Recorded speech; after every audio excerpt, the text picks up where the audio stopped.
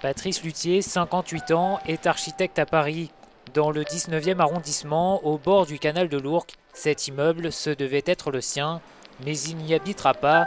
Son projet d'habitat participatif a échoué. Vous avez la façade sud qui n'est pas terminée, mais on devine tous les balcons avec la césure au centre qui est en fait le lieu de circulation et la cage ascenseur pour alimenter les logements. Comme futur habitant, je suis forcément déçu. Et pas d'aigreur, simplement je me dis quel gâchis, qu'on était vraiment tout près du but pour construire un immeuble dans un esprit innovant à tout point de vue. Dans son agence, à 2 pas de Belleville, Patrice a conservé tous les documents de ce projet avorté. Pendant plus de 4 ans, le groupe de 14 familles a connu de trop nombreuses divergences. Il y a eu des discussions extrêmement difficiles par rapport à certains membres du groupe qui voulaient absolument être, par exemple, dans les niveaux ou avec une vue sur un côté plus tranquille que l'autre, ou vue sur le canal, certains sur un duplex, etc. Donc ça, la difficulté, elle a vraiment été à ce niveau-là. Un groupe qui se divise également sur le choix de l'architecte. Le groupe donc a perdu complètement confiance après le permis de construire. Quand on a commencé à monter le dossier, la majorité, ceux qui avaient préféré à notre projet, plus d'autres qui ont changé d'avis en cours de route, donc plus fait confiance à l'architecte, donc ont voté dans une assemblée générale la fin de leur contrat. Des divergences qui ne rassurent pas la mairie de Paris qui décide d'annuler la promesse de vente du terrain. La mairie centrale, effectivement, a pris peur sur la fragilité du groupe.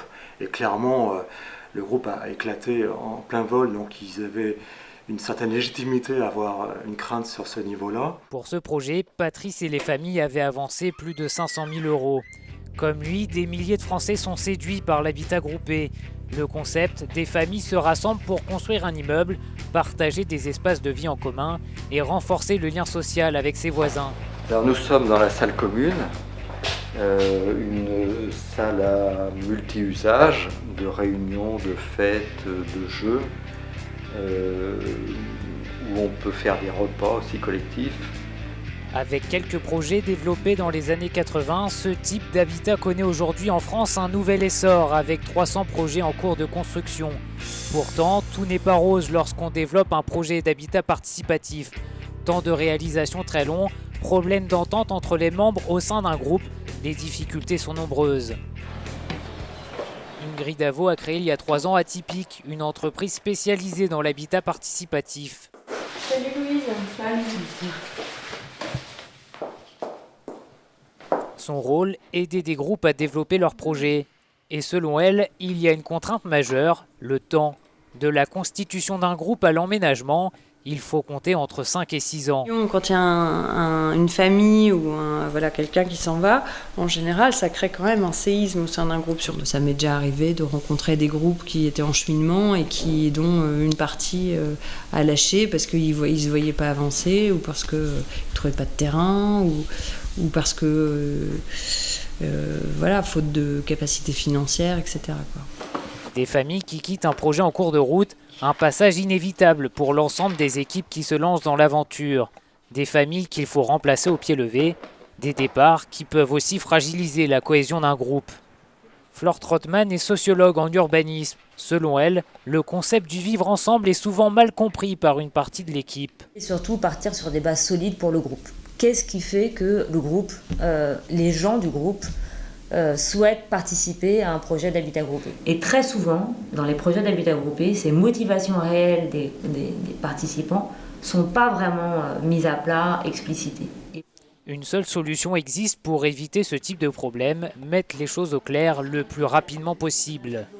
Il y a bien souvent, et j'ai connu le cas, un début de conflit qui est perceptible, mais le projet est tellement compliqué et tellement long qu'on se dit bon allez, on va pas passer 4 réunions à régler ça. On avance à pas faire, parce qu'en fait un conflit qui n'est pas réglé, qui n'est pas purgé, on se le reprend comme un boomerang plusieurs semaines, mois, voire années plus tard.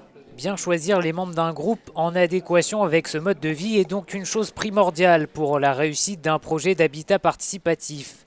Un pari qu'a réussi Sylvie Leduc. À 57 ans, elle est sur le point de réaliser son rêve. Nous arrivons sur le terrain que nous avons choisi Voilà, c'est au pied du vieux village de Courdimanche qu'on aperçoit là-haut avec le château d'eau. Donc voilà le terrain. Dans 2 ans, elle emménagera dans son habitat groupé au cœur du futur quartier écologique de Courdimanche dans le Val d'Oise. Donc c'est un bâtiment qui sera en bois, isolé en ouate de cellulose, avec récupération d'eau de pluie évidemment. Une partie toit terrasse, une partie toit en pente. Un habitat à énergie passive de 2000 m² qu'a imaginé Sylvie de A à Z avec les 9 autres familles du projet. Alors il y a une salle commune qui va servir pour tout ce qui est les activités aussi bien familiales qu'associatives. Il y a la chambre d'amis commune. Ensuite, il y a tout le jardin qu'on va travailler ensemble. Donc il y aura les lieux pour les enfants, les lieux pour la détente, pour la rencontre. Sylvie travaille sur ce projet depuis 5 ans. Aujourd'hui, elle est pressée d'emménager et trouve le temps long, mais elle reste optimiste et espère poser les premières pierres dans les mois qui viennent.